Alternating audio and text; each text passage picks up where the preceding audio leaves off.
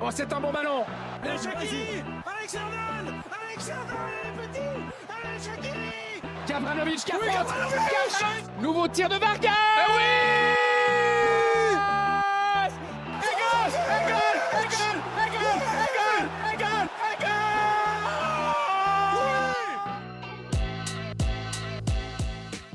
Salut à tous, c'est déjà le 15e épisode de Hors-jeu, votre podcast sur le football suisse. Et c'est aussi le premier depuis que la Coupe du Monde a commencé. Alors l'occasion bien sûr de parler notamment de Qatar-Suisse et de ce décevant match nul 1-1 de samedi. Et on se projettera évidemment sur le deuxième match contre la Bosnie jeudi. Pour parler de tout ça, je suis avec Steve Guillaume. Salut Steve. Salut Valentin, ciao les gars, bonjour, bonsoir. Et avec Laurent Antonioli. Salut Laurent. Salut à tous, bonjour, bonsoir. Messieurs, ça va? Vous êtes bien dans votre Coupe du Monde? Vous avez pris le rythme, Laurent? Oui, mais je ne vais pas vous mentir, les matchs de 3 heures et de 4 heures du matin, je ne les regarde pas encore, mais je les regarde en me levant le matin par contre. Steve. Alors moi, je vais tout de suite vous mentir, je regarde tous les matchs.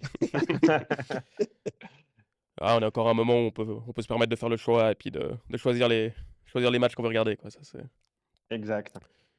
Et on s'est imposé logiquement ce Qatar-Suisse de samedi, qui s'est fini comme il s'est terminé, avec ce match nul, ce but à la 94e minute qui a été encaissé après l'ouverture du score de Mbolo sur penalty.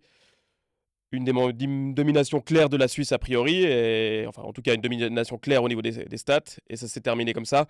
Juste avant de rentrer dans le détail, une première impression, une première réflexion de chacun d'entre vous sur ce match, Laurent.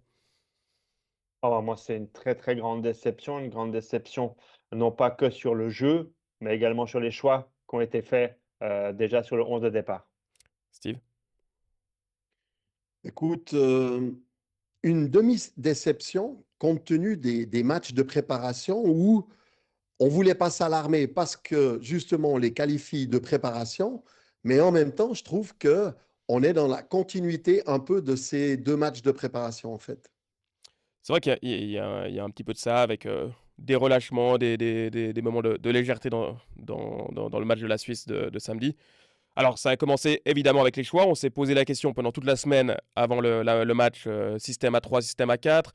Si système à 3, a priori Zakaria. Et puis en fait, ça a été un système à 4 avec Zakaria latéral droit, avec Rodriguez latéral gauche, avec Elbicher dans le milieu et donc pas Manzambi, avec le trio habituel. Bref, Yakin nous a pris encore par surprise, une nouvelle fois.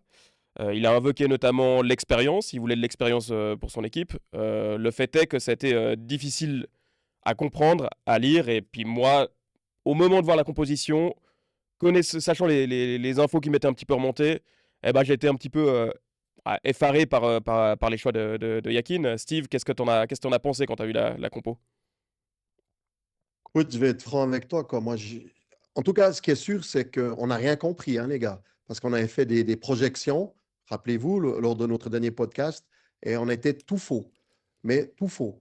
Déjà, moi, ma première surprise, c'est cet alignement à 4 derrière, alors qu'on pouvait imaginer jouer à 3. Et puis, ma plus grande surprise dans cet alignement à 4, c'est de voir Zakaria occuper le couloir droite. Puis moi, ça me dérange profondément, sachant qu'à 4, il nous paraissait au 3 évident que le titulaire, c'était Widmer. Et là, honnêtement, je trouve il y a un vrai contre-pied, mais un contre-pied un petit peu malheureux, sans stigmatiser la performance de Zakaria, même si on voit bien que ce n'est pas un latéral de métier et qu'il apporte très peu sur le plan offensif. Puis il y a des petits détails. Tu fais jouer Endoy sur le match contre l'Australie où il est presque brillant, on peut le qualifier de très bon en tout cas. Tu le mets à gauche, là en l'occurrence, tu le mets à droite. Alors ok, il y a le retour de Vargas, mais je pense que Vargas aurait pu jouer à droite. D'accord? Et puis, il y a de nouveau ce côté un peu hybride avec des joueurs. Alors, si ça a marché à l'Euro, ces joueurs qui rentrent à l'intérieur, je pense à Ebicher, mais je sens que ça manque de huilage dans ces rouages de l'équipe nationale. On a l'impression que nos joueurs se cherchent. Et moi, je vous rappelle juste pour terminer que je vous avais dit lors de notre dernier podcast, ce qui m'inquiétait, c'était le manque de combinaison entre nos attaquants. Alors oui, il y a eu des occasions, mais je trouve que nos attaquants ne se trouvent pas les yeux fermés et que c'est pour ça que je prétends qu'on est clairement dans la continuité de ce qu'on a vu lors des matchs de préparation. Laurent, sur les choix? Alors, peut-être que c'était dans un autre pays. Moi, très clairement, peut-être avec une plus grande voix ou un autre média éventuellement, moi, je demanderais la tête de Yakin aujourd'hui. Parce que j'aimerais juste qu'on m'explique à quoi a servi alors le match contre la Jordanie. Pourquoi on a fait ce match contre cet adversaire-là? À quoi ça nous a servi ce match de préparation? Valentin, si je vous pose la question. Pourquoi on a choisi la Jordanie? Alors, le seul truc que tu peux retrouver dans le match contre la Jordanie, même si c'est pas c'est deux systèmes différents, c'est en effet qu'il y a quand même une relation, je trouve, entre Zakaria et Endoy côté droit qui fonctionne bien. Le Non, c'est pas la reste, question que je pose, Valentin. Je dis pourquoi la SF a choisi la Jordanie comme adversaire? non, mais alors moi, C'est ça ma si question. tu veux aller sur le terrain du fait que la Jordanie ressemble forcément au Qatar, moi je suis pas, enfin je trouve que c'est un peu simple, un peu simpliste, voire essentialiste comme réflexion. Donc c'était un match amical face à une équipe qui allait faire la Coupe du Monde, donc était dans une démarche de préparation. Point. Enfin, je vais pas beaucoup plus loin que ça, moi. Ok, donc pour toi, il n'y avait pas forcément une relation entre la Jordanie et le Qatar selon la SF. Je Peut-être, peux mais bon, l'entendre enfin, si pour c'est moi vrai, hein. c'est pas limpide. On veut lire ça comme ça, mais pour moi c'est pas forcément limpide. D'accord. Steve, t'en penses quoi? Ben alors, si ce n'est pas le cas, ben, tu t'es trompé d'adversaire parce que habituellement, les matchs de préparation qui ont lieu un peu avant le mondial servent à préparer des adversaires que tu n'as pas l'habitude de jouer. En l'occurrence, le Qatar, ce n'est pas une équipe européenne, tu n'as pas l'habitude de jouer. Donc, pour ma part, je pense que le but était celui-ci. Et si ce n'est pas le cas, alors on s'est trompé d'adversaire. Et j'aimerais juste rajouter un truc que Laurent vient de dire. Alors, moi, je suis personne pour demander la tête de Yakin. Moi non Mais il plus, hein, je suis n'empêche, personne, hein, Steve. mais pour faire un lien avec ce que tu as dit au niveau de la presse, Laurent, qu'est-ce qui est sorti au niveau de la presse ces derniers temps et le reproche principal qui a été fait dans la plupart des médias suisses, c'était par rapport à Yakin, c'est Yakin n'a pas retenu de son dernier mondial et on parlait de nouveau d'un manque de latéraux et particulièrement de latéral droite. C'est ce qui est sorti très clairement et unanimement de ce côté de la Suisse romande et outre-Sarine. Pour une fois, on faisait l'unanimité, sans oublier les Tessinois. Et là, en l'occurrence, lorsqu'il met Zakaria, en fait, j'ai l'impression qu'il le fait, et là, c'est l'ego de Yakin qui parle, pour répondre aux médias. Et pour moi, je trouve ça détestable. Pour vous dire, non, je n'ai pas oublié un deuxième latéral, j'en ai un, c'est Zakaria. Et moi, je pense qu'il répond à la presse, et c'est pour cette raison-là que je ne comprends pas ce choix. C'est une double incompréhension de ma part. C'est un Alors petit moi, peu je vais... le tropisme Pardon, de Valentin. Yakin d'avoir des idées. Il aime avoir des idées. Et finalement, c'est les fois où il a le moins d'idées, où il retrouve facilement de la cohérence, que souvent la Suisse s'en sort bien. Alors ok, à l'Euro 2024, il y avait aussi cet esprit-là d'avoir des idées, mais au moins le chemin était plus ou moins tracé, on savait que ça allait être un 3-4-3. En l'occurrence, il avait mis Doua et Bichir parce qu'il avait eu des blessés, des absents, et il les a pas remis par la suite. Enfin, il n'avait pas remis de Doua par la suite. Mais moins il a d'idées, moins il veut se prouver à lui-même, prouver à tout le monde qu'il peut avoir des idées, mieux la Suisse se porte généralement. Et c'est là que c'est un petit peu gênant. Et là, en l'occurrence, on parle du système, on parle de Zakaria, on parle de tout ça. Mais jouer à 4 dans ce match-là, est-ce que c'était vraiment pertinent? On a bien compris que Rodriguez, c'est compliqué pour lui de ne pas le mettre. Et ça, je peux l'accepter. Du coup, il Non, se dit que moi, je suis pas Widmer... d'accord. Alors dis-moi. Non, moi, je suis pas d'accord. Moi, je reviens à mon idée de départ. Donc, peut-être que je suis dans le faux, mais c'est mon raisonnement. Donc, tu choisis la Jordanie, tu choisis un 3-4-3, tu joues avec 3 défenseurs centraux et donc, du coup, sans Rodriguez.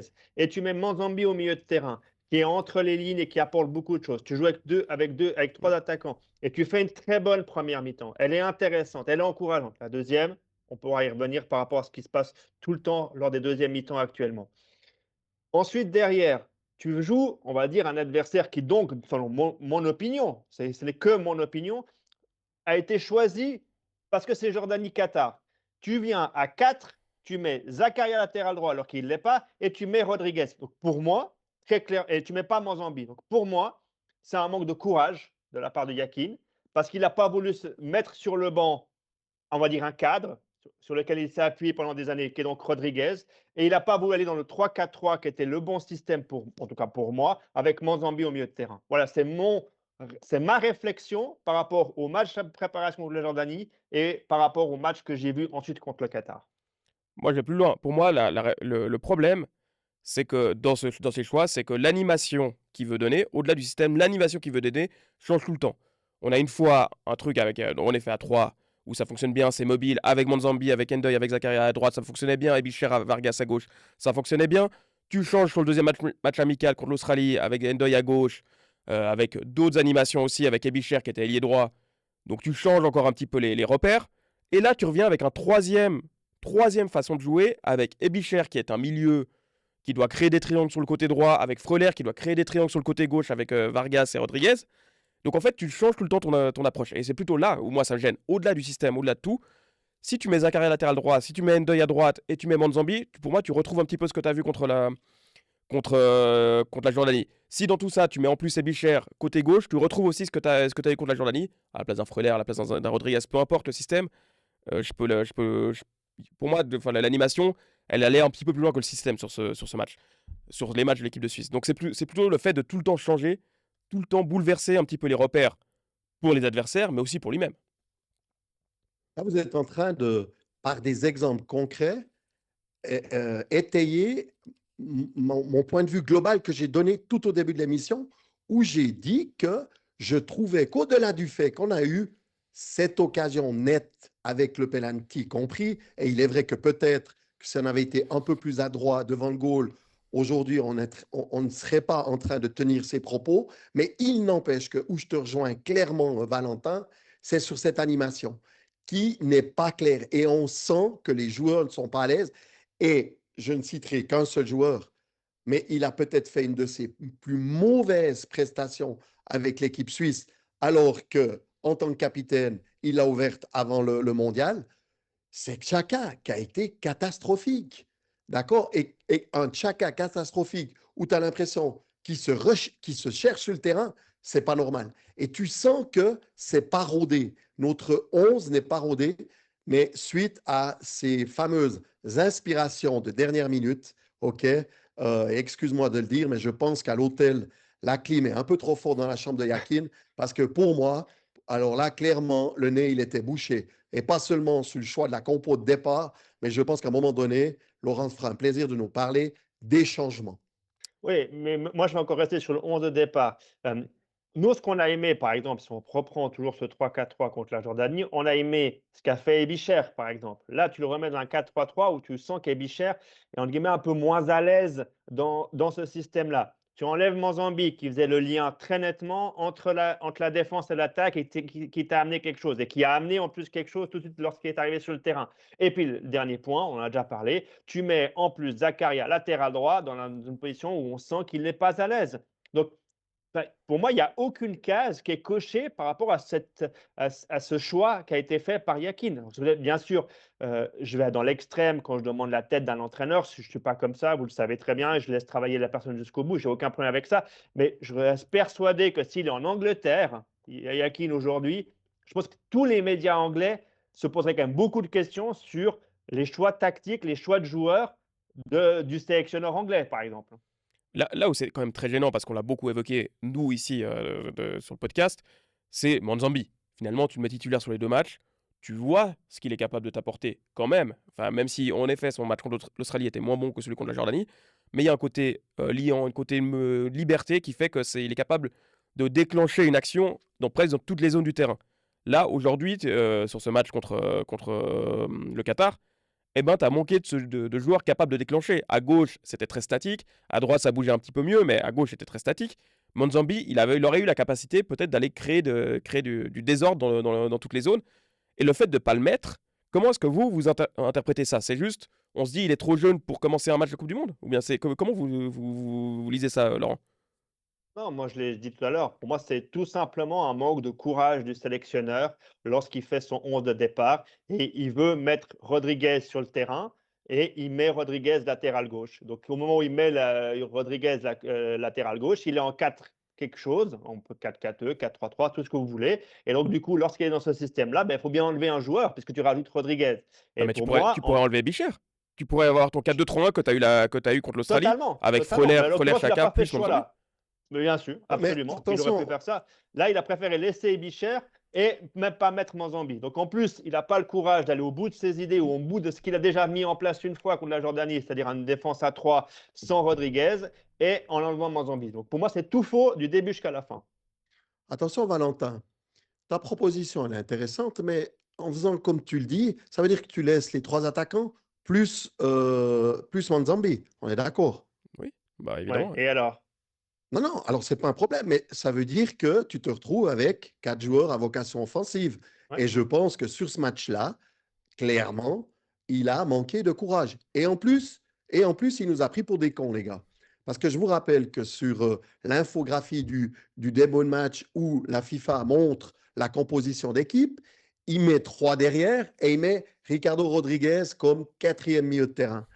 Alors déjà là, j'ai dû m'accrocher. J'ai tout de suite été chercher une bière dans le frigo en me disant, attention Steve, il faudra se concentrer, il faudra analyser. Puis très vite, je me suis rendu compte que en fait, on jouait à 4 derrière et puis que il a voulu nous duper. Mais là, honnêtement, il s'est complètement planté mais il s'est planté pour son équipe et c'est ça qui est un peu malheureux. Qu'on se foute de notre gueule, c'est une chose, mais il s'est planté pour son équipe, clairement.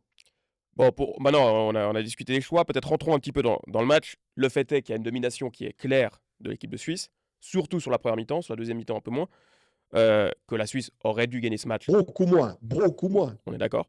La Suisse aurait dû gagner ce match si elle avait été un tout petit peu plus réaliste. Où est-ce que vous situez le problème sur cette rencontre? Est-ce que c'est simplement une question de réalisme ou vous voyez autre chose, Laurent? Non, moi, je ne vais pas aller que sur le réalisme, parce qu'à un moment donné, je l'ai déjà dit ici, on a des attaquants qui sont qui sont les joueurs les plus techniques au monde, que ce soit Mbolo, Vargas ou Ndoye, ça reste des joueurs qui ont quand même beaucoup de déchets, souvent dans leurs derniers gestes. Donc là, en l'occurrence, l'image numéro 1 qui me vient, c'est ce ballon en retrait pour Ndoye qui reprend du gauche et qui tire par-dessus. Donc moi, le réalisme devant le but, bah, bien sûr, ça serait mieux de mettre les actions au fond, on sera tous d'accord. Mais pour moi, c'est une question là où je rejoins Steve et je rejoins ce que disait aussi Yves Desbonheur à la télé, c'est cette gestion de la deuxième mi-temps. Et moi, on mettait en avant chaque fois les deuxièmes mi-temps qui n'étaient pas bonnes dans les matchs de préparation parce qu'il y avait beaucoup de changements. Bah, finalement, est-ce que ce n'est pas une question de mentalité dans cette équipe qui se contente tout simplement de faire que pour le moment 45 minutes, on va dire intéressantes ou encourageantes? Steve? Ouais, pour ajouter ce que vient de dire Laurent, c'est vrai qu'il y a quand même un petit peu de maladresse sur le dernier geste. Alors, on s'était un tout petit peu rassuré lors le match contre la Jordanie où on a quand même eu 4 goals. Mais on voit, là, sur ce match-là, si je résume un peu, il y a 3 grosses occasions pour Ndoye. Il y en a une pour Ebicher. Rappelez-vous, quand il y a la reprise de la poitrine de Mbolo qui remet en retrait, malheureusement, sa frappe d'Ebicher a été contrée quasiment sur la ligne. Il y a Vargas qui manque un peu de détermination. Et puis, il y a Zakaria qui a aussi une très grosse occasion. Et c'est là que tu vois que dans les 16 mètres adverses, ce n'est pas le même Zakaria que dans ces 16 mètres. Et puis, il y a le Pelanki qui, à mon avis, reste encore relativement heureux parce qu'il y a une discussion de hors-jeu ou pas sur Freuler. Mais pour moi, en fait, c'est un mondial, c'est un premier match. Il faut quand même relever la difficulté des premiers matchs. On voit qu'il y a d'autres grandes nations qui ont des difficultés à passer l'épaule. Dernier en exemple, l'Espagne. Et ce n'est pas les seuls, et il y en aura peut-être d'autres, peut-être ce soir même la France. Donc, ce n'est pas facile. C'est pas facile, il y a quand même un stress. On doit s'adapter, vraisemblablement que le Qatar est plus habitué aux chaleurs. Et je ne l'évoque pas comme une excuse. Vraiment pas. Non, je ne l'évoque pas comme une excuse. Mais à un moment donné, tu as des deuxièmes mi-temps, Laurent, qui sont inexplicables. Et Oui, je mais peux d'accord, me mais contre la Jordanie et puis contre l'Australie, la Jordanie notamment, le match était en Suisse, donc ce n'est pas une question de chaleur là. Non, mais Laurent, justement, c'est pour ça que je dis, mais j'essaye de trouver à la Coupe du Monde où nous trois, on aurait rêvé toute notre vie d'y participer, de se dire, mais comment ça se fait qu'on a une équipe de Suisse qui est léthargique sur les secondes mi-temps, qui ne trouve pas ce second souffle malgré le fait qu'il y a du sang neuf, d'accord, et qu'il n'y a pas plus de punch et de frites sur ces secondes mi-temps. Moi, ça m'inquiète. Alors, je tente de donner des explications parce que si c'est un manque de motivation, Laurent, ou alors un manque de préparation, là, ça devient grave. Là, Bah, ça devient grave. je sais pas, moi, je laisse après Valentin aussi donner son avis. Tu parles de préparation. Là aussi, Valentin, tu me dis si je me trompe, mais si j'ai bien compris, donc l'entraînement d'hier a été annulé, en tout cas l'entraînement collectif a été annulé pour faire de l'individualiser l'entraînement par rapport justement à une certaine fatigue, paraît-il. Je suis un peu étonné quand même, parce qu'il y a eu qu'un match. Oui, OK, c'était à midi, il faisait peut-être un peu chaud, OK, pourquoi pas. Voilà, moi il y a quand même quelque chose qui me dépasse. Xhaka, il tire un peu la sonnette d'alarme avant la compétition et puis finalement, alors lui en plus n'a pas été très bon, OK, mais ce qu'il a dit ou ce qu'il a essayé de mettre en avant, j'ai pas eu vraiment, j'ai pas vu autre chose que ce que j'avais vu lors des matchs de préparation finalement. Voilà, Mhm. je sais pas ce que tu en penses, Valentin? Non, non, tout à fait, hein. Et maintenant, moi, j'ai un peu de la peine à dire la deuxième mi-temps, ça va pas parce qu'il y a une question de mentalité, etc. Moi, enfin, cette explication-là, très, enfin, il y a aucun vestiaire où tu sors pour la mi-temps et tu te dis maintenant on arrête de jouer comme on jouait en première mi-temps. Ça peut pas se passer comme ça. Peut-être après, il y a des idées. Tu gagnes 1-0 dans ton premier match de Coupe du Monde. Mine de rien, tu as quand même réussi ta première mi-temps, même si tu aurais pu marquer plus de buts. Tu as réussi ta première mi-temps. Pour moi, enfin, si tu rentres comme ça dans la Coupe du Monde et que tu enchaînes, tu mets un deuxième but rapidement, tu dis que tu as très bien abordé. Euh, Ce qui me gêne peut-être, c'est qu'il y a l'idée de contrôle en fait qui est instaurée, peut-être par Yakin, peut-être par les joueurs, peut-être par de manière inconsciente aussi, je sais pas. Et cette idée de contrôle, elle t'amène en tout cas, et ce que tu constates vraiment sur cette deuxième mi-temps, c'est qu'il y a moins de courses, moins de mouvements, moins d'appels. Euh, N2, on le voit plus en profondeur, on voit plus autant de mobilité sur le côté droit. Freyler est complètement déconnecté du jeu côté gauche. Rodriguez, il fait plus de montée, il en a déjà fait pas beaucoup en première mi-temps. Donc bref, il y a tout ça qui s'accumule et tu te sens que tu as besoin de force vive. Alors là, tu fais rentrer Manzambi et Rieder, mais tu sors Ndoye, qui était peut-être le seul joueur qui pouvait te faire des appels aussi, qui pouvait amener de la profondeur, même s'il n'y en avait pas beaucoup. Mais il y a peut-être qu'il y aura un moment où le Qatar, en se découvrant un petit peu, aurait donné aussi un peu plus de profondeur. Et puis Ndoye, sur la profondeur, on n'a pas besoin d'en voir 1000. Donc voilà, pour moi, c'est plutôt ça, c'est plutôt le fait que tu es pris par comme une envie de contrôle et que tu n'arrives pas, en fait, alors que tu aurais dû être pris par l'envie d'aller mettre un deuxième, un troisième, etc. Une envie de créer un peu plus. Et moi, c'est surtout là où je vois le principal problème, au-delà évidemment du réalisme et tout ce qu'on a évoqué avant. Ouais, puis peut-être que l'histoire de la première mi-temps et surtout sa fin raconte un petit peu la seconde. Je vous rappelle que durant les arrêts de jeu, on se crée 2 à 3 énormes occasions. Je ne sais pas si vous vous rappelez, et que peut-être derrière, tu vas prendre le thé et que tu prends un petit coup sur la nuque parce que tu n'as pas réussi à faire le break. Et puis, il n'empêche que cette deuxième mi-temps, qui pour moi est très inquiétante, Valentin. Moi, je vais être clair. D'abord, on est égalisé. Deuxièmement, on se crée quasiment plus d'occasions, seconde mi-temps. Le contenu est faible. Les changements, pour moi, ne sont pas bons. D'accord? Comme tu l'as dit, tu sors Ndoye, tu sors Bicher, qui était peut-être le meilleur milieu de terrain. Pour moi, Manzambi, tu le fais rentrer trop tard. Enfin bref, pour moi, il n'y a rien qui a fonctionné. Mais je vous rappelle quand même que la première occasion du match, sur une erreur d'Akanji, elle est pour le Qatar. Qu'à la 43e, ils ont une deuxième occasion. Et puis que surtout, on n'en parle peut-être pas assez, mais ils ont 3-4 ruptures. S'ils les avaient beaucoup mieux jouées en seconde mi-temps, peut-être qu'il y aurait eu des dégâts. Par bonheur, ils ne les ont pas très, très bien joués. Mais c'est pour ça qu'elle m'inquiète, cette deuxième mi-temps. Parce que même dans les faits, ils ont quasiment plus d'occasions en deuxième mi-temps que nous. Donc, pour moi, là, ça ne joue pas, quoi. Cette deuxième mi-temps, clairement, elle ne joue pas. Ce qui est sûr, c'est que tu vois le but arriver. Tu vois presque le but arriver. Il y a des séquences qui se répètent, des sorties de balles en pressing qui manquent d'intensité. Et ils arrivent à sortir trop facilement la balle. Il y a plusieurs actions qui viennent du côté gauche de l'attaque qatari, donc du côté droit de l'équipe de Suisse, où Manzambi et Zakaria sont un peu loin de leur centreur. Et finalement, c'est comme ça que ça arrive. Donc, il y a beaucoup de choses que tu vois venir, un manque d'intensité, en tout cas défensive, qui, moi, m'a vraiment gêné. Et c'est déjà un truc qui m'avait gêné sur les deux matchs de préparation. Match de préparation, ok. Mais là, c'est un match de Coupe du Monde.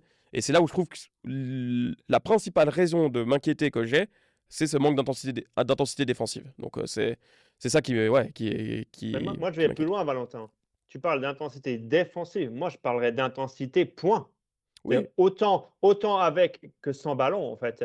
Et comme je l'ai dit avant, moi, ce qui me fait un peu peur, c'est que finalement, on n'aura jamais vu, on va dire, sur ces 3 derniers matchs on va dire, préparation et de Coupe du Monde, une équipe capable de faire, on va dire, allez, 75 ou 80 minutes d'un bon niveau ou d'un haut niveau. Mm.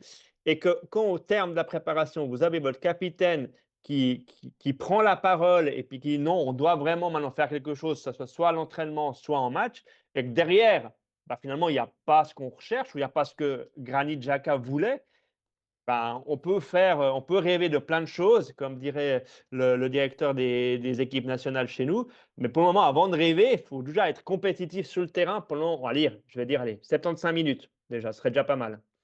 On a parlé un petit Moi, peu des. Valentin, Ouais, dis-moi. excuse-moi, Valentin, moi, j'ai une question à te poser et elle se pose pour deux raisons essentiellement. D'abord, parce que tu es un coach qui vient de gagner la Coupe genevoise. Et puis, tu as certainement aussi des infos que peut-être nous, on n'a pas du côté des États-Unis. Explique-moi, et là, ça peut être le coach comme ça peut être le journaliste qui a les infos, comment ça se fait que tu sors Rodriguez, parce qu'on n'en a pas encore parlé, à la 89e minute et que tu mets Mouhaim? Est-ce qu'il était blessé? Il y avait des crampes? Il y avait un joueur, je ne sais pas, au bout du rouleau? Parce que moi, ça, je ne le vois pas à la télé. Alors, sans info, parce que j'ai pas la prétention d'en avoir, mais la force de l'expérience me montre que très souvent, Rodriguez n'a pas terminé les matchs et, avec l'équipe de Suisse ces dernières années. En tout cas, sur les 2 dernières années. Donc, il se dit il doit être mort et puis j'amène un petit peu de fraîcheur. Je vois que j'ai des adversaires qui commencent à sortir un petit peu, peut-être mettre un petit peu de fraîcheur sur le côté. Voilà. Évidemment, moi, je suis pas satisfait de l'entrée de Mouhaim. Je suis pas sûr que j'aurais pris Mouhaim dans ce groupe, pour être très honnête. Voilà, maintenant, le fait est qu'il est là. Mais au-delà de ça, je pense qu'on peut peut-être élargir à tous les changements qui ont été faits par Yakin. Et c'est quand même une tendance dans les médias, notamment alémaniques, mais aussi romans. On dit que Yakin a loupé ses changements sur cette fois-là. Moi, celui qui me gêne le plus, c'est celui de mettre Manzambi à la place de Ndoye, comme si on était il y a un an, quand Manzambi débarquait en équipe de Suisse, on le mettait côté droit parce qu'on ne sait pas trop où le mettre.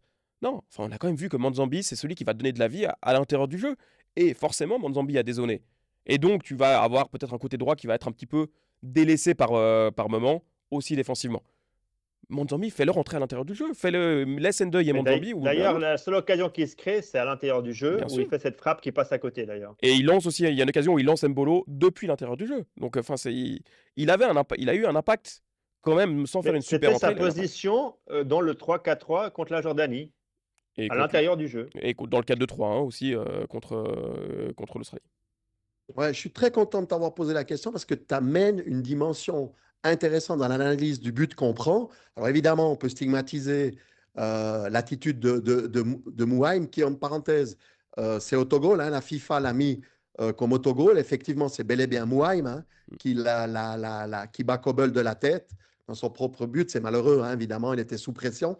Mais le départ de l'occasion, c'est là que tu as raison. C'est ce côté droite où Manzambi n'est pas vraiment dans son rôle de joueur défensif, mais on peut le comprendre parce que c'est plus qu'il joue en club. Et puis, on voit quand même certaines limites, d'accord, de Zakaria dans ce genre de situation où il doit être un pur latéral droite. Donc, encore une fois, ce but, cette égalisation, je trouve qu'on doit l'imputer essentiellement à des choix de coach. Laurent, Donc, on revient à Yakin. C'est ce que je disais depuis le début. Autre chose à mentionner sur ce match avant de passer aux notes, à l'analyse individuelle de chacun?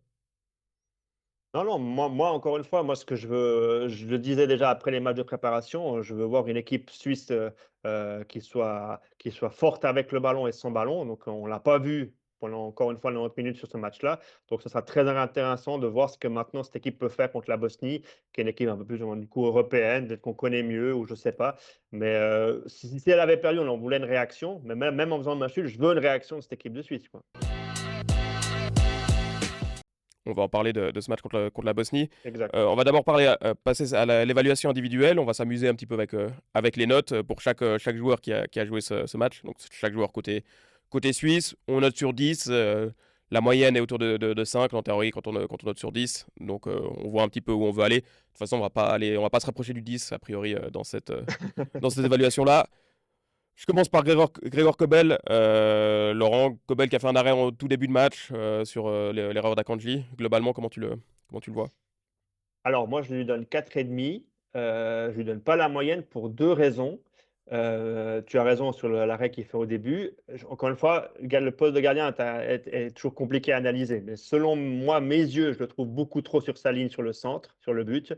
Je pense qu'il peut aller avec les points et puis il peut repousser ce ballon. C'est un autre type de gardien peut-être. Il faudrait avoir l'avis d'un spécialiste pour ça. Et puis comme d'hab, manque de précision dans le jeu au pied pour lui. Ouais, je suis assez d'accord avec ça. Moi, j'aurais donné un 5,5 parce que quand même l'arrêt au début du match, il a quand même un côté un peu déterminant. Je trouve qu'il sort bien. Sur le centre, je suis pas assez spécialiste pour en juger. Steve, tu te diriges de quel côté? Alors moi, je suis là pour vous départager.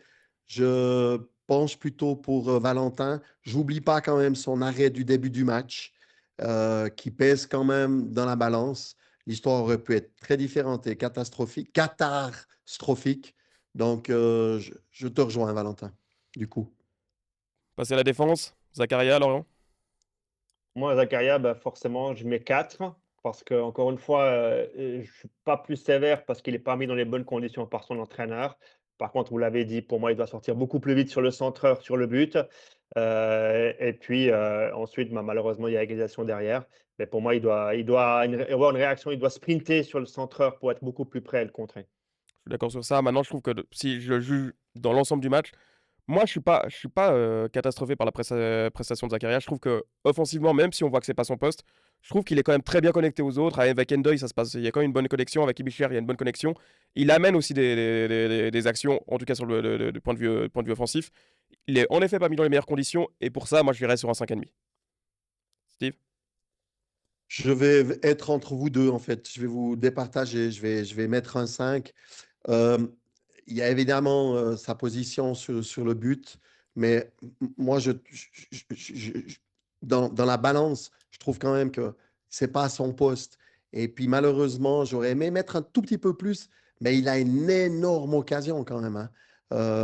Et puis, ben voilà, on voit que c'est pas un centre avant titré. Donc, je vous départage, je me mets entre vous deux.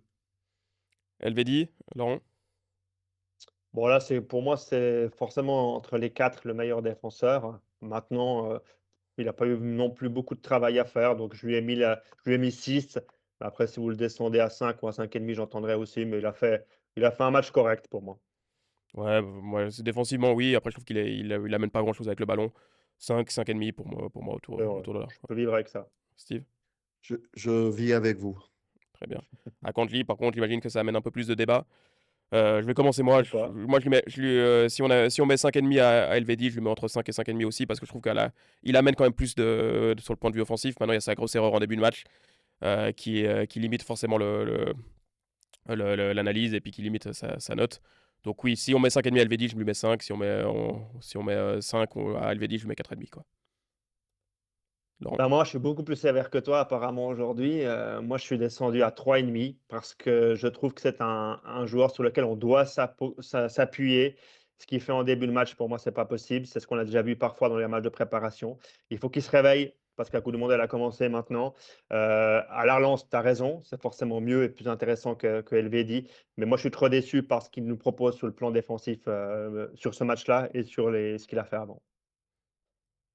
Alors, sans surprise, clairement, je pense du côté de Laurent, mais je n'oublie pas que Valentin est son plus grand défenseur, hein, puisqu'il m'avait fait une défense exceptionnelle, hein, tel un avocat de haut vol sur le niveau de Akanji dans le championnat italien. J'ai la mémoire longue, Valentin, et pour moi, c'est mais largement insuffisant. Il va à un rythme de sénateur. Il y a cette connerie, mais moi, je ne m'arrête pas à cette connerie, mais ça va. Non, c'est en dessous de tout. C'est un cadre. On ne doit pas oublier que c'est un cadre. Il fait partie de notre colonne vertébrale. Donc, non, moi, je fais clairement le point chez Laurent. Rodriguez, Laurent. Ouais, c'est compliqué de le juger parce que finalement, qu'est-ce qu'il a fait? Qu'est-ce qu'il a apporté à l'équipe? Il n'a pas mis l'équipe en danger non plus. Donc, pour moi, ce serait la moyenne 5. Après, si vous le descendez à 4,5, j'entendrai. Mais pour moi, voilà, comme tu l'as dit très justement aussi avant, on aimerait qu'il apporte plus lorsque les latérales gauche sur le plan offensif. Donc, ouais, allez, peut-être 4,5 du coup pour ce point un peu négatif. Ouais, moi j'ai mis 5. Je le trouve trop neutre en fait. Je peux pas sortir des C'est erreurs de ça. sa part, mais je le trouve trop neutre sur ce match.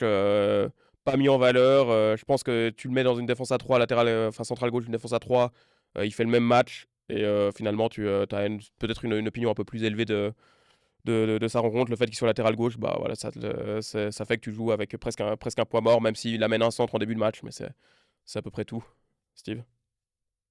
Ouais, je vous rejoins, mais je ne veux pas être trop sévère non plus parce qu'il ne fait pas réellement d'erreur. C'est un joueur propre, mais il ne prend pas assez d'initiatives offensives sur ce genre de match. Et quand il l'a pris, ben, on voit qu'il apporte quelque chose, notamment sur son centre qui amène une très grosse occasion à Endoy. Le cas Granit Xhaka, Laurent.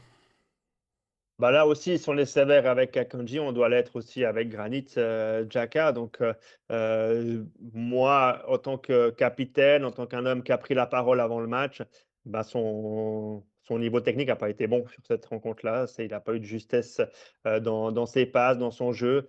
Donc, moi, je suis descendu peut-être sévère, mais j'ai mis 4 pour Granit Xhaka. Ouais, en fait, c'est toujours la balance entre ce qu'on attend de lui et ce qu'il fait Bien concrètement sur le sûr, terrain. Tu vois, donc, tout on à peut fait. pas non plus dire qu'il loupe toutes ses passes. Non, il en loupe une ou deux, en effet, qui sont pas belles. Il a un impact qui est quand même moindre sur le jeu, et ça c'est clair. Maintenant, il est quasiment jamais sous pression. Il est plus dans la circulation face à un bloc bas. Il n'y a pas de passe qui casse les lignes, mais est-ce que tu peux vraiment casser des lignes dans ce genre de match? En effet, on attend un peu plus. Je pense qu'il n'est pas mis dans les meilleures dispositions en étant tout seul devant la défense là, sur ce match où on peut avoir plus d'impact. Bref, moi j'ai mis 4,5. Ben, je vais faire une métaphore musicale. Vous savez ce que c'est une portée? On met des notes sur une portée. Il a voulu donner le la en prenant parole avant le mondial. Malheureusement, pour moi, il est hors de la portée. Et je rejoins clairement Laurent. Moi, j'aurais été même plus sévère parce que non seulement son jeu a été moins bon, moins décisif, mais j'ai trouvé qu'au niveau de l'attitude, je n'ai pas senti le patron habituel. Et moi, ça me dérange. Donc, et même la deuxième mi-temps, pour moi, il a disparu des radars. Donc, j'aurais été même plus sévère que vous deux. Sur Remo Freuler, Laurent. Bah là, je vais peut-être vous surprendre, mais pour moi, je vais lui mettre la note de 6,5 parce que, pour une simple raison, j'ai aimé comment il a obtenu le penalty. Parce que pour une fois, il s'est projeté vers l'avant, il s'est retrouvé dans les 16 mètres. C'est lui qui reçoit ce ballon d'Embolo. Il arrive juste à le toucher et ensuite, le gardien est obligé de faire la faute. Donc, pour moi, sur cette action-là, il mérite ce 6,5 pour moi. Après, le reste de son match, il est neutre. Il ne se passe rien d'autre. Mais rien que pour ce penalty obtenu, je mets 6,5. Ouais, alors, bon, on va repartir sur ce qu'on attend de lui. Moi, enfin, Freuler, je le vois faire arriver régulièrement en deuxième rideau dans les surfaces, donc je suis pas surpris qu'il soit dans cette zone-là. Il le fait bien. C'est C'est les même... deux matchs de préparation, pas vraiment, hein. Oui, mais les matchs de préparation à la rigueur, enfin, je peux en passer, mais enfin, Freuler qui arrive en deuxième rideau, on l'a vu à l'Euro, contre l'Italie, quand il marque, enfin bref, c'est un peu son jeu. Faut juste pas lui demander de faire des appels en profondeur dans le demi-espace comme d'autres. Et le fait est qu'il les a pas fait. Et là où moi, ce que je lui reproche, c'est de ne pas avoir participé à animer ce côté gauche avec Rodriguez et Vargas. Il le fait une fois. Il y a une fois où il fait cet appel, c'est juste avant la mi-temps, quand il y a le centre qui arrive sur Mbolo, que Mbolo met en retrait pour Ebicher. Mais sinon, il a trop peu d'activité, je trouve, sur cette rencontre. Et je pense qu'il n'a pas été mis dans les meilleures dispositions. À mon avis, sur ce match, tu pouvais très bien le mettre dans un double pivot avec Xhaka et puis un 10 qui était un peu plus mobile. Ou alors, tu le mets côté droit et tu mets plutôt Ebicher côté gauche, où là, il serait aussi dans des meilleures dispositions. Je lui mets 5 à la vue de tout ça, moi, sur ces questions-là. Ouais, je comprends ton raisonnement, Laurent, mais si on résume son match à cette action-là et qu'on dit que le reste est neutre, c'est quand même relativement bien payé. Mais dans cette équipe suisse-là, sur ce match-là, ben effectivement, tu as raison. On doit se contenter de ça un peu. Mais moi, je vais quand même rejoindre Valentin. Moi, j'attends plus, quoi. J'attends plus. Et c'est trop peu, finalement, pour des joueurs qui ont beaucoup de cap, qui ont beaucoup d'expérience. Ces joueurs-là doivent nous apporter plus. Sur Michel Ebicher, Laurent. Bon, ça va être un 6, hein, c'est le vrai soldat, il a fait le job. Bien sûr que dans cette position de 3e milieu de terrain, bah, c'est un peu moins bien que lorsqu'il est, justement sur ce côté où il peut compenser, certaines choses sur le plan défensif. Mais voilà, moi, je j'ai rien de spécial à lui dire, rien de spécial d'exceptionnel. Il a fait son match comme il le fait très bien, le vrai soldat. Ouais, moi je le trouve intelligent en fait. Je trouve que ça reste le joueur intelligent qu'on a déjà décrit par ces dernières fois. Je trouve qu'il s'adapte bien au déplacement d'Endoy, de Zakaria. Ça combine assez bien sur ce couloir droit. Il y a 2-3 fois les côtés gauche aussi pour amener quelque chose en plus que Freuler n'amenait pas. Donc oui, moi je mets 6 aussi. Steve.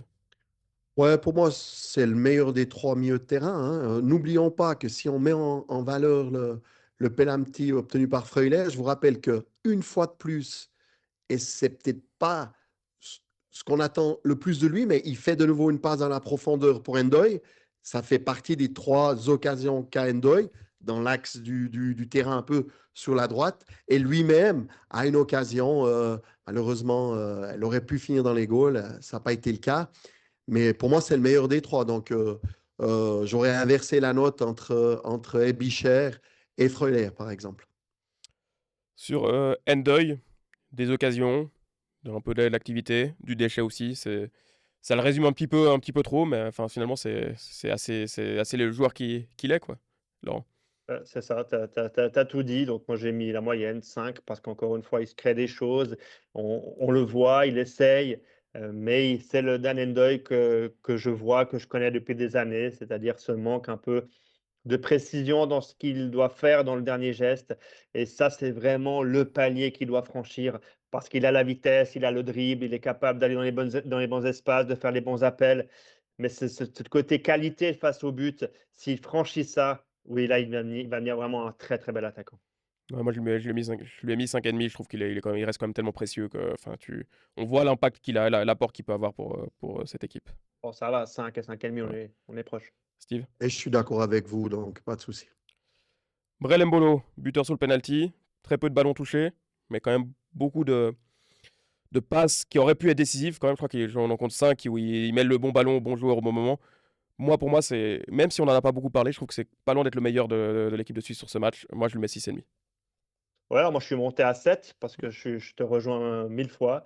D'abord aussi la remise qu'il fait sur le penalty obtenu, ce ballon de la tête, c'est extrêmement compliqué. Il est en train de sauter pour remettre le ballon. Franchement, c'est un super geste de sa part. Et puis après, il le met parfaitement pour Freuler. Et tu as raison, il a été aussi disponible quand on l'a trouvé, j'ai envie de dire. Donc moi, je suis monté jusqu'à 7 et pour moi, comme toi, c'est le meilleur joueur de l'équipe de Suisse. De toute évidence, on pourrait regarder les matchs ensemble, les gars, et on ne s'engueulerait pas parce que je trouve qu'on est relativement d'accord sur ce qu'on a vu. Pour moi, certainement qu'avec Ebicher, c'était le meilleur joueur suisse. Et Ruben Vargas, un peu esselé côté gauche, beaucoup de fautes obtenues, mais une ou deux occasions loupées aussi. Un impact que je trouve pas si important que ça. Moi, j'ai mis 5, mais enfin, c'est parce qu'il est quand même. On arrive à le trouver, mais il se passe pas grand-chose derrière. Laurent. Oui, ouais, bon, on peut faire un copier-coller entre lui et Endoy, finalement. C'est le même type de joueur, les mêmes joueurs qui se créent des occasions. Je pense notamment à la deuxième mi-temps. Là, il est un peu sur le côté gauche où il essaie d'enrouler sa frappe et puis ça finit directement sur le gardien alors qu'il doit mieux faire techniquement pour aller chercher un ballon roulé dans le petit filet opposé. Mais pour moi, Endoy, Vargas, c'est la même note. Pareil.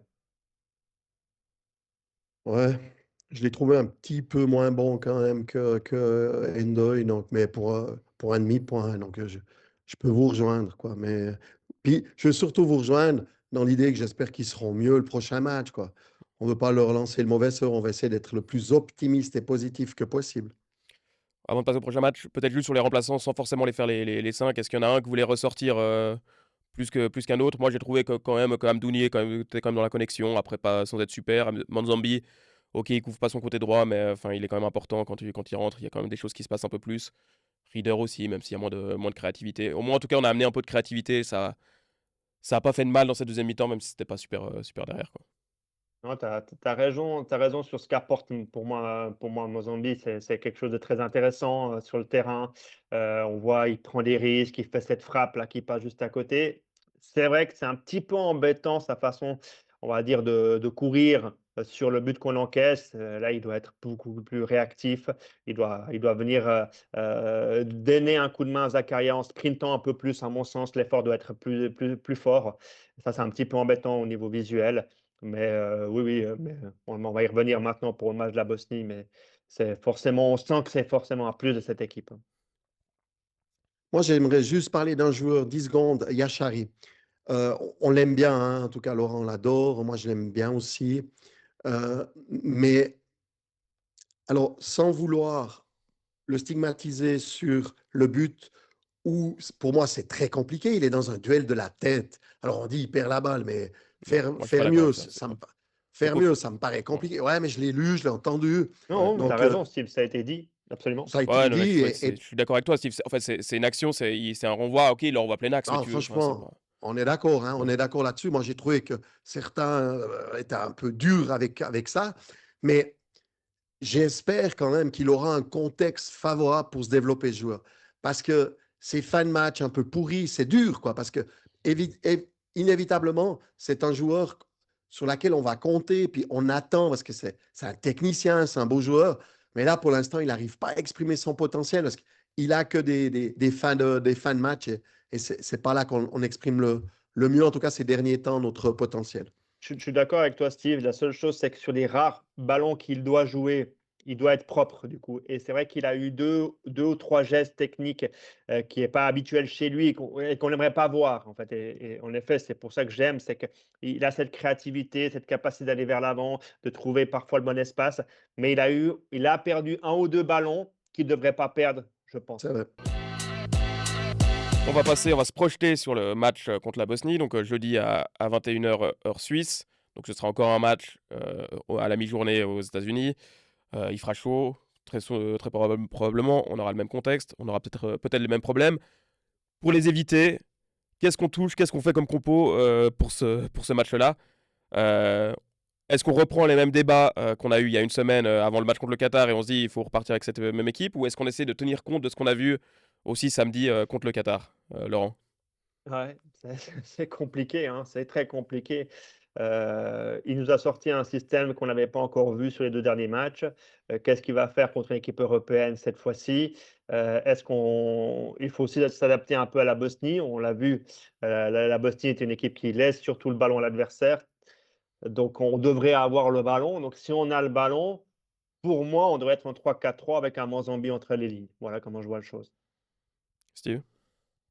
Écoute, alors, j'ai regardé le match hein, entre la Bosnie Canada. Canada.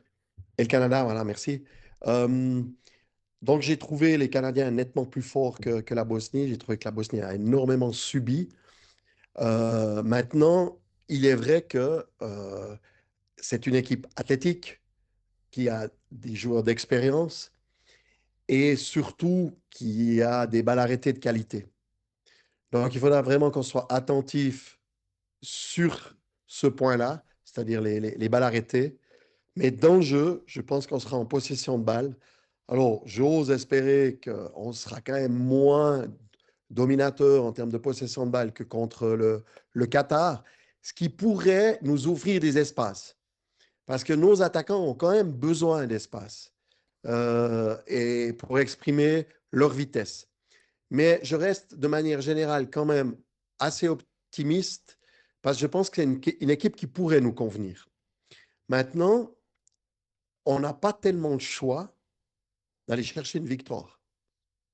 Après notre premier résultat, est-ce qu'il pourrait nous attendre sur le troisième match où là, honnêtement, j'ai presque tendance, sur ce que j'ai vu, à mettre le Canada plutôt favori, d'accord, sur ce que j'ai vu. J'espère pour la Suisse qu'on n'aura pas besoin d'aller chercher une victoire sur le troisième match. Ce serait fortement ennuyeux. Puis en plus, ce serait peut-être fortement ennuyeux pour la suite de la compétition. Parce qu'il faudrait espérer qu'après les 2 premiers matchs, on puisse dire OK, c'est bon, on est qualifié et on peut gérer le troisième. Moi, j'ai surtout envie que la Suisse pense à attaquer, à être dans la créativité et qu'elle se pose moins de questions d'un point de vue défensif de l'équilibre parce qu'on voit que défensivement, il y a des choses qui vont pas. Et je suis pas sûr que ça va pouvoir être remédié aussi facilement que ça. Que pour l'instant, la Suisse n'a pas une attitude défensive qui est à la hauteur de ce qu'on peut attendre. Donc je mettrai tous les atouts du côté de on va attaquer, on va essayer de créer des différences, si possible, le plus rapidement possible. Donc un Manzambi me paraît essentiel pour aller au moins amener de la créativité. Euh, Peut-être que c'est dans un 3-4-3, en effet, pour se rapprocher un petit peu de ce qu'on a vu contre la Jordanie. À voir si on doit garder le même équilibre au milieu avec Freuler Chaka, bah, sans doute, j'ai quand même de la peine à imaginer qui sortent de ça. Mais pourquoi pas, on pourrait imaginer un Jachari, évidemment. Je pense pas qu'il y aurait des gros bouleversements, mais au moins aller dans le sens d'une équipe offensive, d'une équipe qui soit dans la créativité, qui puisse aller trouver des espaces aussi à la fois par la profondeur, à la fois par la combinaison de jeu à l'intérieur, etc., parce que tu as des bons joueurs. La question là-dedans, c'est toujours qu'est-ce que tu fais entre Zakaria, Rodriguez, etc. Mais moi, je veux une équipe de Suisse qui pense surtout à attaquer. Moi, c'est ça qui me semble le plus essentiel. Et moi, je vais te rejoindre forcément, hein, dans tes propos et ton désir, puisque je parlais du 3-4-3 avec Mozambique sur le terrain. Mais surtout quand on a un Abicher aussi intelligent, comme tu as dit tout à l'heure, qui est capable de parfaitement jouer ce rôle d'équilibre au niveau de l'équipe, je trouve que ce serait dommage, en effet, de pas d'envoyer un message à l'adversaire, d'envoyer un message à tes propres joueurs. Donc maintenant, on est déçu du premier match, on le laisse de côté, on passe à autre chose. Et là, on va les gagner contre la Bosnie et on joue en 3-4-3. Je trouve que le message serait quand même pas mal. Et puis, encore une fois, moi, je trouve que par rapport aux qualités de nos joueurs, d'avoir un Abicher aussi intelligent, d'avoir un Mozambique qui est dans la créativité, il faut utiliser ces joueurs au maximum. Ouais, alors on n'a pas, sur le plan offensif, vous avez parlé d'un joueur et même toi, Valentin, tu as parlé d'essentiel. Pour moi, clairement, Manzambi doit être aligné. Je m'exprime. euh, on aura certainement une équipe qui va défendre. La Bosnie va défendre. Et le fait d'avoir un joueur qui joue dans l'axe et qui peut, de un, apporter des tirs lointains et de deux, aller affronter, faire des fissures, je pense que ce sera essentiel pour casser ce bloc défensif de la Bosnie. Donc vraiment, j'espère le voir être aligné d'entrée. Et puis, défensivement, par rapport au fait qu'ils sont surtout dangereux dans la transition, mais surtout sur balle arrêtée, alors moi, j'alignerais nos meilleurs éléments dans le jeu de tête. Et là, ce 3 défenseurs avec Elvedi, Akanji et puis Zakaria, pour moi, elle s'impose dans ce jeu de tête. Voilà pour quelle raison j'irai à 3. Même si je pourrais vivre à 4. Mais le problème, c'est qu'il va nous faire des variantes et puis il va nous mettre dans Manzambi, je ne sais pas où. Donc, voilà pourquoi je vous rejoins entièrement, les gars.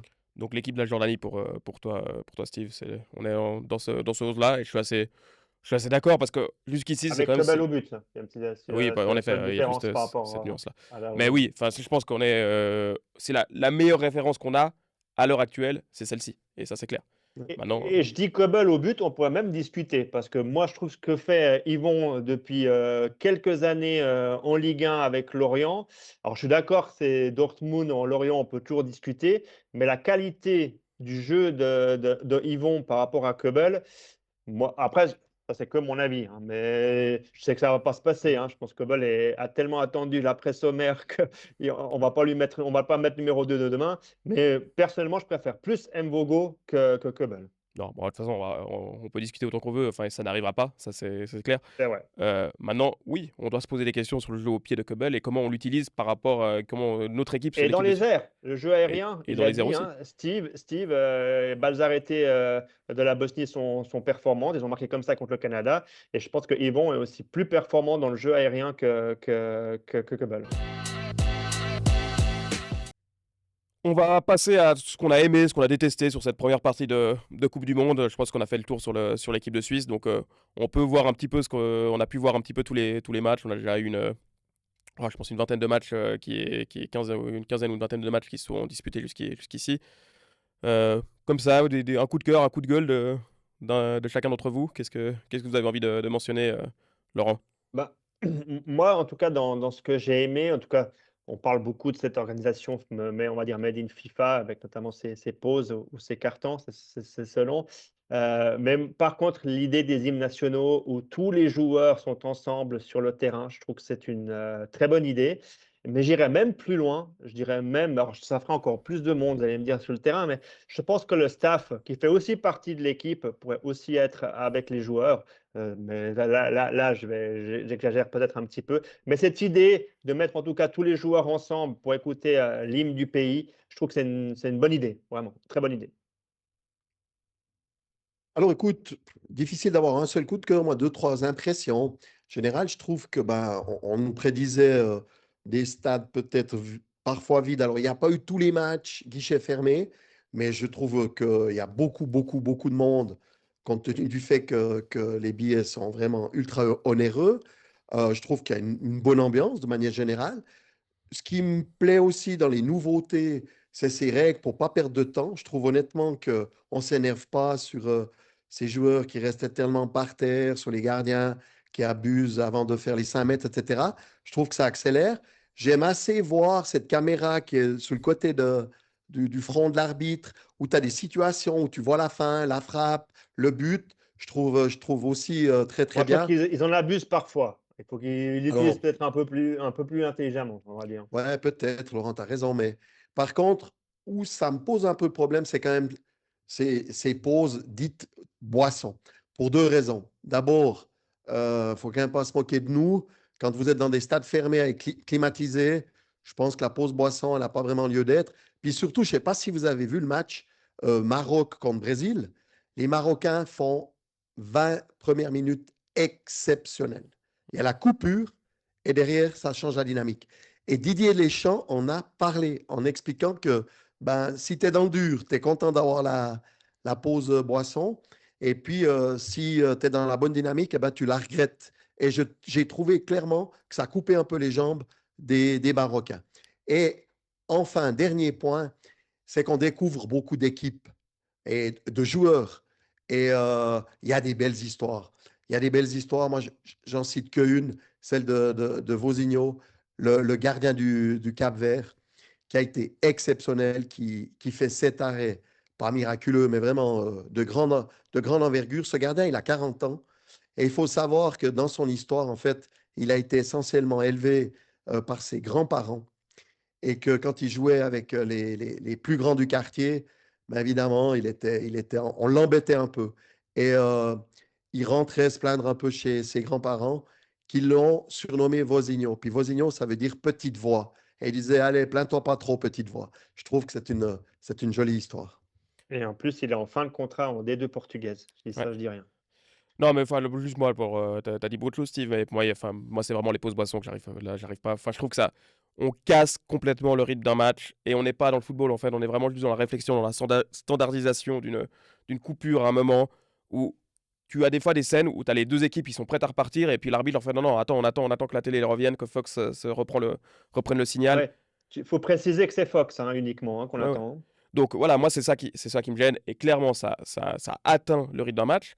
En plus, moi en tant que téléspectateur, si vraiment il y avait quelque chose qui se passait, enfin si vraiment on doit arrêter et parce que les entraîneurs vont aller parler à leurs équipes, j'ai envie de voir les entraîneurs parler à leurs équipes, j'ai envie de voir la manière dont il agit. Enfin, moi on me dit clairement, on a fini une première partie du match, on passe à la deuxième, il y aura la troisième, il y aura la quatrième quand il y a ça. Et je trouve qu'on a perdu l'unité du foot qui est demi-temps de 45 minutes. Là, on y est vraiment sorti. Et la pause boisson, moi, j'ai pas de souci avec ça. L'idée d'une pause boisson quand il fait chaud, couper une minute, tout le monde est content, les joueurs, ça fait du bien aux joueurs, les entraîneurs essayent dans une espèce d'accélérer pour donner le maximum d'infos le plus rapidement possible. C'est pas jamais très clair, très, très net, mais on essaie d'avoir un impact. Mais là, en fait, on est en train de casser complètement la dynamique d'un match de foot, quoi. Non, puis ça fait partie aussi d'un match de foot que les joueurs, entre guillemets, trouvent la solution par eux-mêmes. On a décidé que dans le sport et dans ce sport-là, il n'y avait pas de temps mort pour les entraîneurs. Il y en a dans d'autres sports, mais il n'y en a pas dans le football. Donc, bien sûr que le coach peut parler depuis le bord du terrain. Valentin et Steve, vous savez très bien que souvent les joueurs n'entendent jamais ou n'écoutent pas l'entraîneur. Mais ce sont aussi les joueurs qui doivent trouver parfois les solutions. Et c'est ça la beauté aussi de ce sport-là. Maintenant, moi, j'ai une question. Je ne sais pas si vous avez l'information. On est bien d'accord que ce n'est pas le board qui a décidé cette règle-là, on va dire ça comme ça. C'est vraiment la FIFA pour cette compétition-là. Ça veut dire que Tout à fait. cette règle-là ne va pas rentrer en vigueur en Ligue des Champions ou dans la Super League la saison prochaine. A priori, non. Mais On est le fait est d'accord. que de l'avoir exposé à la vue de tous et de l'avoir rendu, d'avoir ouvert la boîte de Pandore, on sait qu'avec le football, des fois, il faut pas grand-chose pour qu'une exception devienne une règle et devienne une norme C'est vrai. par la On suite. rappelle que les 5 changements étaient faits uniquement à cause du Covid et qu'on devait normalement à la base revenir en arrière et retrouver les 3 changements comme à l'époque. Absolument, Valentin, tu as raison. Moi, la seule peut-être bonne nouvelle là-dedans, c'est qu'on sait qu'il y a une guerre entre l'UEFA et la FIFA qui s'aiment pas trop. Donc peut-être qu'on va se dire qu'au moins l'UEFA va pas faire comme la FIFA. Tout à fait. Steve, une réaction sur tout ça? Non, non, parce que non, je ne veux pas rentrer dans un débat. Je ne vais pas rentrer dans la FIFA vassale. Très bien, bah écoutez, on va faire rapidement un petit tour de nos clubs en Suisse. Alors, il n'y a pas une grosse actu qui se passe, mais en Challenge League, notamment, ça bouge un petit peu du côté d'Yverdon. On a un nouveau directeur sportif qui est formalisé, donc c'est l'ancien agent Lorenzo Falbo, l'ancien agent a priori. On sait qu'il était très impliqué déjà dans l'organisation du club l'année passée, qu'il était aussi en même temps impliqué à Nyon, donc ça crée aussi des choses un petit peu bizarres parfois par moment. Ça s'est pas toujours bien passé avec tout le monde entre les deux clubs. Il y a des recrues, il y a eu des Machage qui a signé, il devrait y avoir Fazliou assez rapidement. Un mot sur Yverdon, sur la tournure qui est en train de prendre à Yverdon. Je sais que Laurent, tu voulais l'évoquer. Non, mais je pense que le point qui est très important, c'est que les choses sont plus claires maintenant. Avant, c'était, comme tu l'as très bien expliqué, le rôle un peu bizarre qu'avait Lorenzo Falbo entre 2 clubs de la même ligue. Là, au moins, il est directeur sportif. Donc, ce qui a été précisé, c'est qu'il arrête sa fonction d'agent et il fait que ça maintenant. Ils ont engagé aussi des membres dans le staff. Ils ont pris notamment Von Lunten, l'ancien international suisse, et Van Ince, l'ancien gardien notamment du FC Sion. Steve, tu avais annoncé il y a déjà quelques semaines des Machai, il est maintenant à Yverdon, c'est confirmé. Et puis Fazliou devrait arriver bientôt. Ça n'a pas encore été confirmé par le club, mais en tout cas, lui a confirmé qu'il ne prolongeait pas du côté d'Aro. Donc après, vous faites comme vous voulez. Moi, la seule chose qui me dérange un petit peu, c'est que je trouve que c'est quand même un effectif assez vieillissant.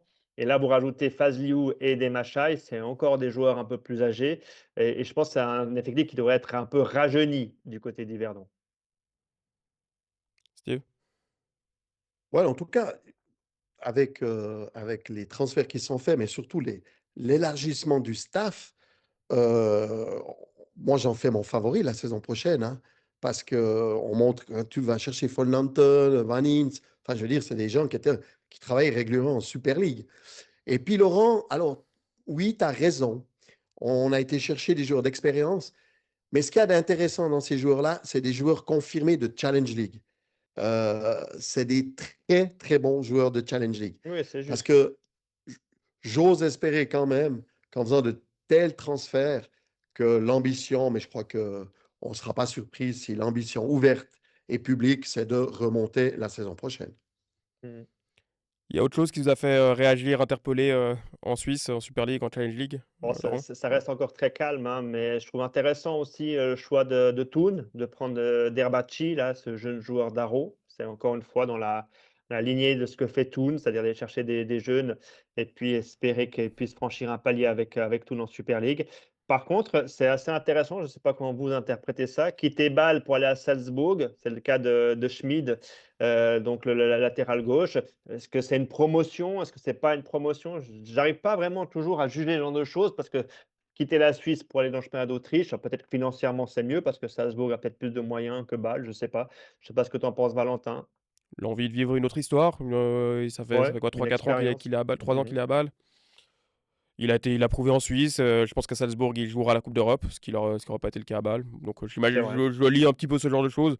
En effet, je trouve pas que ce soit une progression qui soit énorme, a priori, quoi. Ça, c'est clair.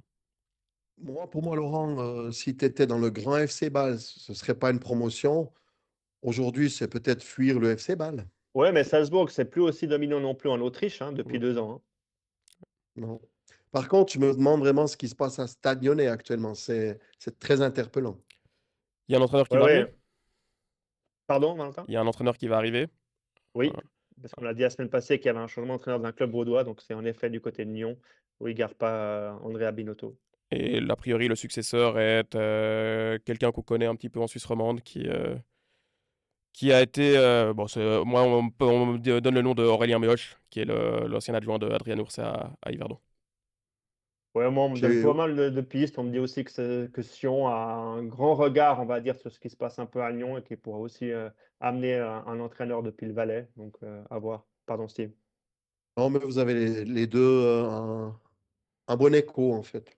J'ai entendu que peut-être Sarny de Sion serait passé là-bas. Et puis, effectivement, l'ex-assistant de Ursa pourrait finir à Nyon. Très bien, on a fait le tour de la Coupe du Monde, on a fait le tour un petit peu du football suisse. On va juste passer rapidement au pronostic. Donc là, on va rester évidemment sur la Coupe du Monde.